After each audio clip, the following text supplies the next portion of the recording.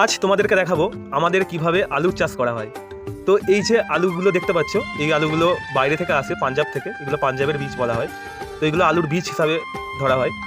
তো সেই সব প্যাকেটগুলো আলুগুলো ঢেলে এই যে কলগুলো দেখতে পাচ্ছ, মানে আলুর চোখ বলা হয়। তো এই চোখগুলো এক এক করে কাটা হয়। তো প্রতিটা আলু নিচের দিক থেকে কাটতে কাটতে যেতে হয়, ওপরে এসে শেষ করতে হয়। তো প্রথমে দেখতে পাচ্ছ যে আলুর নিচে একটা করে কল রেখে আলুগুলো পিস পিস করা হচ্ছে। তো এই পিস পিস আলুগুলি জমিতে লাগানো হয়। তো এইভাবেই এক এক করে আলু কাটা হয়। তো আমিও বাড়িতে আলু কেটে কাটি যখন বাড়িতে কোনো কাজ থাকে না বা বসে থাকি। তো এইগুলো লোক দিয়ে এই আলুগুলো কাটানো হয়। তো সময় থাকলে আমিও কেটে দিই, কারণ বসে থেকে তো বেকার লাভ নেই। তো এখন আমাদের আলু বসানো চলছে। এই হচ্ছে আমাদের ট্র্যাক্টর। তো এই ট্র্যাক্টরে করেই আমাদের জমি সব কিছু চষা হয়। অলরেডি এখানে আলু কাটা হচ্ছে, আর এখানে জমিতে দেওয়ার জন্য সার আছে, এখানে আলুর বস্তা আছে। তো তারপরে ওই আলুগুলো কাটার পর চেলি করা হয়, মানে জমিতে গিয়ে দাঁড়া কোদাল দিয়ে দাগ দিয়ে মেপে মেপে সুন্দর করে